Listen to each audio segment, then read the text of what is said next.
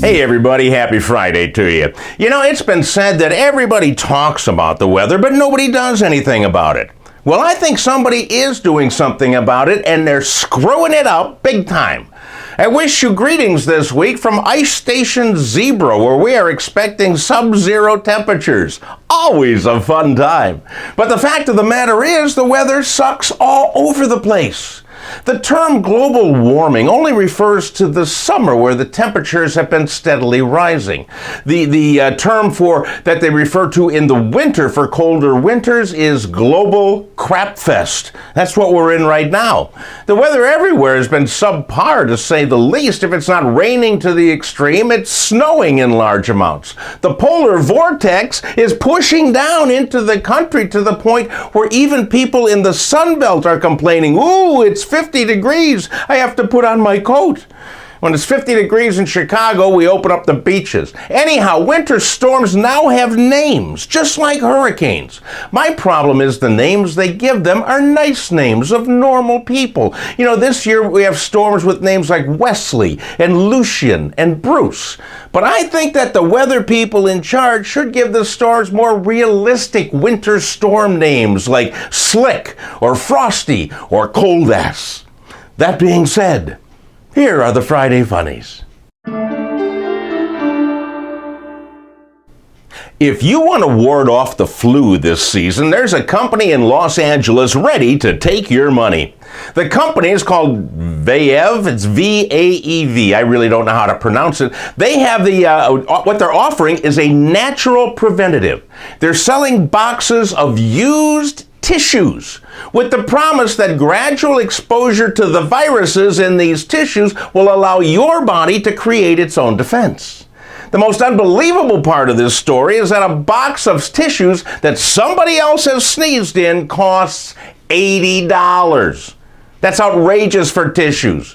That's why I'm willing to offer my sneezed in and nose blown handkerchiefs for only $50. Cotton handkerchiefs. When you've gotten all the virus out of it, you can launder the handkerchief and use it again. That is a bargain. Please hang up and try again.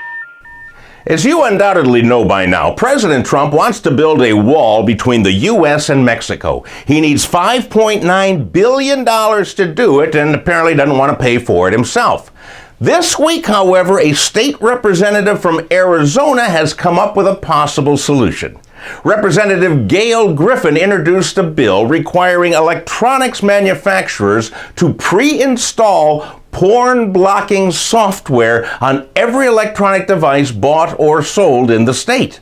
And then, in order to deactivate that software, in order to watch porn, a person would have to pay a one-time fee of $20.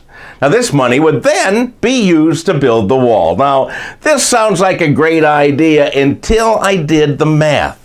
To raise $5.9 billion by collecting $20 fees, a total of 295 million porn aficionados would have to live in Arizona.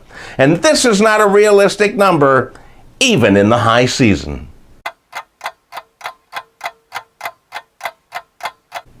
The keepers of the Doomsday Clock, a fun group of pessimists, have reset the Doomsday Clock to 2 minutes until midnight.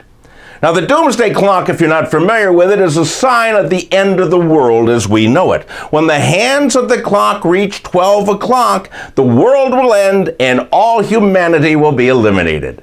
Sounds to me like one heck of a party, and I think we should start planning for it now. We only have 2 minutes left. You know, we could probably get Dick Clark to come back one more time for the final countdown, and the best part will be is that when we reach midnight, humanity is over, the party's over, we don't have to hear Old Lang Syne again.